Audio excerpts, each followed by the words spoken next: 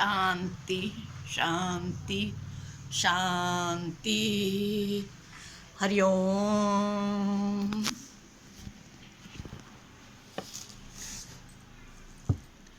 आज मैं आपको मुहासे या चेहरे के दाग, झाइयाँ या किसी प्रकार की भी फोड़े फुंसियाँ दूर करने के बारे में जानकारी देना चाहती हूँ। सबसे ज़्यादा हमें इंटरेस्ट होता है स्थानीय चिकित्सा में। बाकी की बातें बाद में आपको करना अच्छा लगता है, इसलिए मैं स्थानीय चिकित्सा से ही प्रारंभ करूँगी। हम लोग ये जो बीमारी है मुहासे, ये 18 या समझिए 14 से लेकर के 24-25 साल तक के बच्चे लोगों को होने वाली तकलीफ़ है, जिससे वे परेशान हो जाते हैं। लेकिन हम इसका इलाज बहुत ही आसानी से आराम से कर सकते हैं, लेकिन इसको समय लगता है। समय ऐसा लगता है कि जब हम चिकित्सा प्रारंभ करते हैं तो पहले तो वे मुहासे या वे बारीक बारीक फुंसियाँ जो चेहरे के ऊपर आई हुई हैं, ये ज़्यादा उभर के आती हैं, क्योंकि शरीर पहले उस गंदगी को फेंकता है, बाहर निकालता है। तो हमें शुरुआत में ऐसा महसूस होता है कि हमारी तकलीफ़ें बढ़ रही हैं। इससे आपको घबराना नहीं है। जब शरीर पूरी गंदगी को बाहर फेंक देगा, इसमें थोड़ा समय लगेगा, 7 दिन। उसके बाद में वो फुंसियाँ सूखेंगी, उसके ऊपर की जो काली छिलके हैं वे उतरते चले जाएंगे। उसके लिए लगेगा 7 दिन, करीब करीब बता रही हूँ मैं। उसके बाद में उसको पूरा ठीक हो करके, उसके दाग निकल के पूरा चेहरा चिकना होने के लिए लगेंगे 15 दिन। इस प्रकार करीब करीब 1 महीने का प्रॉब्लम रहता है। और उसमें आपकी बीमारी कितनी पुरानी है, कितनी ज़्यादा है, इसके ऊपर और ज़्यादा डिपेंड करता है कि हम उसको कितने जल्दी ठीक कर पाते हैं। अब हम सबसे पहले सीधा स्थानीय चिकित्सा के ऊपर जाएंगे। आप मुल्तानी मट्टी घर में लाइए और उसको 24 घंटे के लिए सादे पानी में भिगा के रख दीजिए। अब यह मट्टी आपके काम की हो चुकी है। मट्टी में इतनी ज़्यादा शक्ति है कि वो जब उसका आप लेप लगाएंगे पूरे चेहरे पे, ये पूरे खुले हुए गले पे और पूरे गला गर्दन पे जो भाग खुला हुआ दिखता है उसके सबके ऊपर आप लेप लगाएंगे और उसको 1 घंटा वैसा का वैसा रखेंगे। ज़्यादा लाभ होगा अगर आप धूप में बैठेंगे। अगर ये लेप सूखते जाता है तो आप इसे गीला करते जाइए ताकि चमड़ी खींचे नहीं, और 1 घंटा रखेंगे और उसके बाद में आप इसको आराम से धो करके हटा देंगे। आप तभी के तभी महसूस करेंगे कि आपकी चमड़ी में चिकनाहट आ गई है और उसमें स्मूथनेस आ गई है। जब 1 महीना समाप्त होते जाएगा, उस समय तक तो आपका चेहरा बहुत ही चिकना हो जाएगा, गोरा हो जाएगा, शाइनिंग आ जाएगी, और 1 महीने के बाद देखने वाला तुरंत बहुत ज़्यादा फ़र्क महसूस करेगा।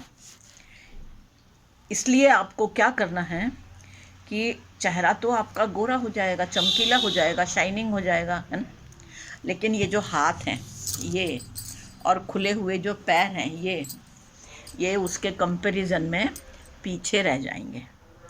इसलिए आप ज़्यादा अच्छा होगा कि अपने हाथों को भी लेप दें, चिकित्सा दें। खुले हुए हाथ जितने हैं आपके, अगर आप स्लीवलेस पहनती हैं तो यहाँ से पूरा लीजिए ताकि सारा कलर एक सरीखा रहे, एक सरीखी शाइनिंग आए, एक सरीखा चमड़ी का स्वास्थ्य एक सरीखा रहे। तो ये लेप आपको रोज़ लगाना है। टाइम आप अपनी मर्ज़ी से तय कर सकती हैं। 3 चिकित्सा आपको देना है स्थानीय। आपके शहर में अगर ज़्यादा ठंडा है तो आप सवेरे सवेरे करेंगी तो आपको ठंड लगेगी, नहीं तो आप उस मिट्टी में जो रात को भिगा के रखी हुई है थोड़ा गर्म पानी मिला लीजिए, तो वो मिट्टी गर्म हो जाएगी और फिर लेप ले सकते हैं। या तो फिर धूप निकलने के बाद में लेप लीजिए और 1 घंटा आप वहाँ पे रुकिए। वो मिट्टी में इतनी शक्ति है कि पूरे पूरे पूरे आपके चेहरे के ऊपर जितना भी मल तत्व जमा हो गया है चमड़ी के नीचे, वो पूरा खींच करके निकालते चले जाएगी और आपकी चमड़ी को स्वास्थ्य प्रदान करते चली जाएगी। आप लेप लगा करके खाली धूप में आराम से बैठे मत रहिए, थोड़ा प्राणायाम करिए, है ना। जो सूखते जाएगी तो आप लगाते जाएंगे, लेकिन उसके साथ में आप प्राणायाम करिए कपालभाति। कपालभाति यानी सांस फेंकना।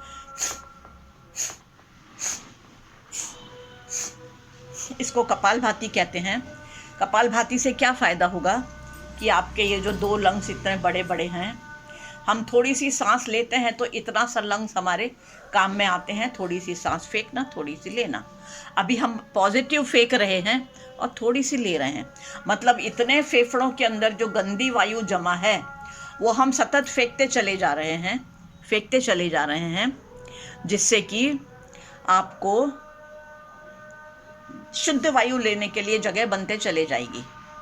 शुद्ध वायु आपको लेना है, गंदी वायु को फेंकते जाना है, और यह शुद्ध ऑक्सीजन आपकी रेजिस्टेंस पावर बढ़ाएगा, आपकी गंदगी को दूर करने में आपकी मदद करेगा। और उसके बाद में आप आराम से इसको मिट्टी को धो करके नहा सकते हैं। दोपहर के समय में या शाम को 4 बजे के करीब आप एक गंजी में पानी उबालिए और इस गंजी को इस तरह से ढक के रखिए, और जैसे ही उबला हुए पानी से भाप निकलेगी तो आप उसको इस तरह से भाप को लीजिए, और लेने के बाद में चेहरे के ऊपर थोड़ी सी देर लीजिए, फिर ठंडे पानी के छपकारे मार के धो लीजिए। फिर से इसको ढक के छोड़ दीजिए, फिर से खोलिए, फिर से भाप लीजिए उसी प्रकार से, फिर धो करके छपकारे मारिए, और जब छपकारे मार के धोएंगी तो इसको ढक लीजिए, फिर खोलिए, और फिर इस तरह से आपको 2, 4, 6 बार करना है। भाप लेना है और चेहरे से पसीना निकले, इस बात का प्रयत्न कीजिए। अगर आपके पास में वेपोराइज़र है तो वेपोराइज़र से भी इसी तरह से आपको ढक करके वेपर लेना है और पसीना निकाल करके ठंडे पानी से धोते जाना है। यह कार्य करने से आपके पूरे रोमरंध्र खुलते चले जाएंगे, गंदगी को पसीने के साथ में बाहर फेंकते चले जाएंगे, और आपकी स्किन स्मूथ होते चले जाएगी। और उसके बाद में तीसरा जो चिकित्सा देना है आपको, वो है आपको कच्चा दूध, 1 कटोरी आधे दूध कच्चा दूध लीजिए, उसके अंदर 6-7 बादाम रात को भिगा के रखे हुए छिलका उतार के अच्छी तरह से पीस करके उसमें मिला दीजिए। आधा चम्मच हल्दी मिला दीजिए, थोड़ा सा नींबू का रस मिला दीजिए, और इस मिक्सचर को रात को सोते समय आप आराम से लगा सकते हैं, इस तरह से पूरा और पैरों में, और वो पूरा दूध सुखा लीजिए, लगाते जाइए, सुखाते जाइए, लगाते जाइए, और आराम से रात को सो जाइए। सवेरे उठ के धोइए। ये आपकी चमड़ी को जो डार्क पिगमेंट्स है ये हटाते चला जाएगा और आपकी चमड़ी को साफ करते चला जाएगा। ये 3 क्रियाएं हैं आपको स्थानीय चिकित्सा करने के लिए। लेकिन आपको ये सोचना पड़ेगा कि ये हुआ क्यों है। ये हुआ है आपके गलत खान पान से।